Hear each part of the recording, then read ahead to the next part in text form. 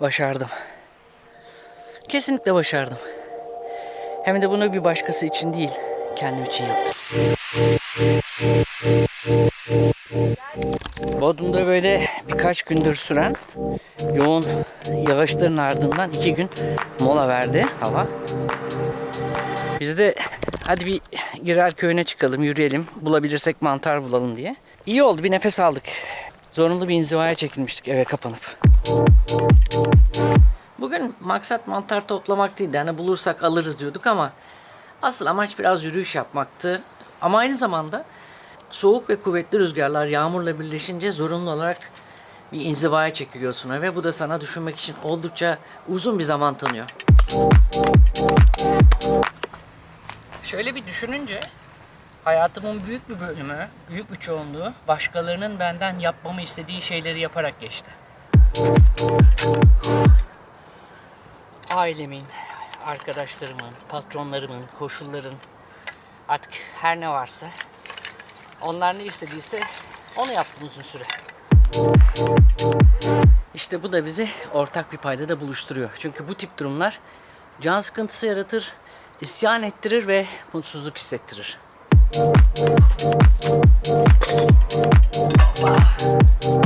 Aslında ben de 35 yaşından sonra fark ettim.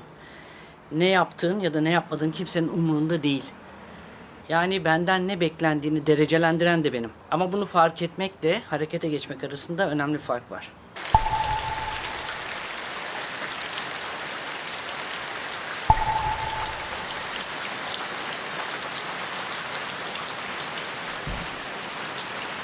Çocukluğumdan hatırlıyorum. Sabahları uyanır uyanmaz kendimi sokağa atardım. Akşama kadar saatlerce arkadaşlarımla oynardım. Ve bunu yaparken de yarın kim olacağım, ne yapacağım falan gibi düşüncelerle kafamı meşgul etmezdim. Umurumda olmazdı. Sokak oyunları dışında masaüstü oyunlar tasarlardım. Mahalle arasında top oynadığımızda o maçları yorumladığım küçük gazeteler hazırlardım ki önemli pozisyonları resimlemek çok hoşuma giderdi. Ki sevdiğin işi yaptığın zaman bu senin ileride kariyerini de etkiliyor. Belki de güzel sanatlara girmemin, orada okumanın, mezun olmanın altında da bu gerçekler yatıyor. Ailemin bana dair hayalleri belki başkaydı ama ben evet güzel sanatlar okumaktan her zaman çok keyif aldım. Valla çok güzel öğretmenlerim oldu. Çalışmaya başladığımda da aynı şekilde ustalarım, iyi tasarımcılarla çalıştım. Böyle havalı, işini iyi yapan mesai arkadaşlarım oldu.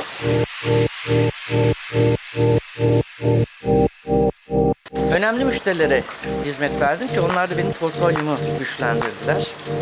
Yani ben de iyi bir tasarımcı oldum günün sonunda. Rahmetli babam bana hep şunu nasihatini verdi. Belki sadece arkadaşlıklar için kurmuştu bu cümleyi ama bence genel her şeyi uyarlayabilirsiniz. Senden 2 gömlek üstün insanlarla arkadaşlık et. Onlar seni yukarı çekerler diye ki bence haklıydı. Çünkü severek yaptığın bir işte, bu işi severek yapan insanlarla çalışmaya başladığında gerçekten sen de yukarı doğru ivmeleniyorsun. Bir müddet sonra başkalarının senden yapmanı istediği şeyleri yapıyorsun. İş hayatı böyledir. Müşterin senden bir şey ister, patronun senden bir şey ister. Bence biraz da yaşla alakalı olarak tolerans eşiğin düşüyor çünkü yaş büyüdükçe. Yavaş yavaş can sıkıntıları, isyanlar ve o mutsuzluk hissi kendini göstermeye başlıyor. İşte bu durum beni bir adım atmaya itti. Aslında hepimiz ortak hayaller kuruyoruz. Yani bir noktadan sonra yaşadığın şehri terk edip daha sakin bir yerde olmayı hayal ediyoruz ki bir Ege kasabasında, bir sahil kasabasında yaşama olgusu boşuna oluşturulmadı. Gerçi öyle bir yer kalmadı ya, hadi neyse. Ben de harekete geçeyim derken, adım atım derken bunu düşündüm ve Bodrum'a taşınmaya karar verdim. Ama ilginç olan bir gün kendime şu soruyu sordum. Neden Bodrum'a bisikletle gitmiyorum? Yani hiçbir tecrübem yok, bir çocukluk anım yok. Sen kalk 700 kilometrelik yolu bisikletle yapmaya çalış. Akıl kâr değil ama kendime dahi inanmıyorken gittim bir bisiklet aldım. aldım ama o bisiklet günlerce, haftalarca, belki aylarca evin bir köşesinde durmaya devam etti. Bir müddet sonra özellikle de Bodrum'a geliş tarihimizi netleştirince antrenman yapmam gerek diye düşündüm ve işe bisikletle gitmeye karar verdim. Yavaş yavaş alışmaya başladım. Baktım kondisyonum da kendine geliyor. Bu işten büyük keyif almaya başladım. Güvenim yerine geldi ve dedim ki tamam artık Bodrum'a bisikletle gidebilirim. Sonuç ortada. Nihayetinde Bodrum'dayım. O 7-8 günlük yolculuk bana yapmak istediğim her şeyi yapabileceğimin motivasyonunu aşıladı. Ama en önemlisi bütün bunları bir başkası istediği için değil, kendim için yapmıştım. Tıpkı çocukluğumdaki gibi.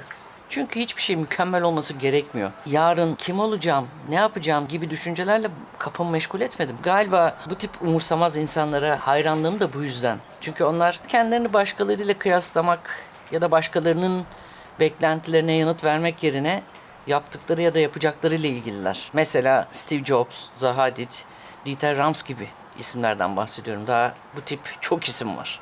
Ya onları okudukça, araştırdıkça 35 yaşından sonra bazı şeylerin farkına varmama sebep olan insanlara dönüştü bu kişiler. Benden ne beklendiğini dereceleyen de ben oldum galiba. Zira işte benden mandalina mı isteniyor? İşte bir tane mi isteniyor? Bir kilo mu isteniyor? Poşette mi vermeliyim? Yoksa işte bir kese kağıdında mı sunmalıyım? Bütün bunlara kafa yoran yine bendim. Yukarıda adını geçirdiğim 3 kişi dışında bu tip insanlar dünyayı değiştirmekle, bizim dünyaya bakışımızı değiştirmekle hiçbir zaman ilgili olmadılar. Kendilerine bir şeyle karşılaştırmıyorlar. Bir fikirleri, bir projeleri, bir planları olduğunda oturup öylece beklemiyorlar. Direkt eyleme geçiyorlar ve sadece yapıyorlar. Tıpkı çocuk gibi. Bizler ise ilk olarak en kötü senaryoyu düşünüyoruz. Bir şey yapmadan önce risk hesaplıyoruz. Çünkü başarısız olmaktan korkuyoruz. Başarısız olarak algılanmaktan çekiniyoruz. Bu yüzden de denemekten, tekrarlamaktan, yeni şeyler tecrübe etmekten kaçınıyoruz. İnan eskisi gibi düşünseydim şu videoları bile çekemezdim doğrusu. Ya da daha geriye gidecek olursak ne Bodrum'a gelebilirdim, ne bunu bir bisiklet yolculuğuyla tamamlayabilirdim, ne de burada bu 10 yılı geçirebilirdim. İşte şimdi tıpkı daha önce yaptıklarım gibi bu video çekme işine de kalkıştığım için çok mutluyum. O yüzden çabalamaya, üretmeye, yeni şeyler denemeye devam ediyorum. Şu yağmurlu günde zorunlu olarak içeride otururken hiç düşünmeden, hesap yapmadan, korkmadan, kendimi bir şeyle karşılaştırmadan hayal ettiğim her şeyi yaptığımı ve bundan sonra da yapabileceğimi aklıma getirdim. Ve dedim ki kendi kendime başardım. Kesinlikle başardım. Üstelik bunu bir başkası istediği için değil, her şeyi kendim için yaptım. İşte bunu sizinle paylaşmak, size bunu söylemek istedim. Belki sizlerin de kendinize söylemek istediği şeyler vardır.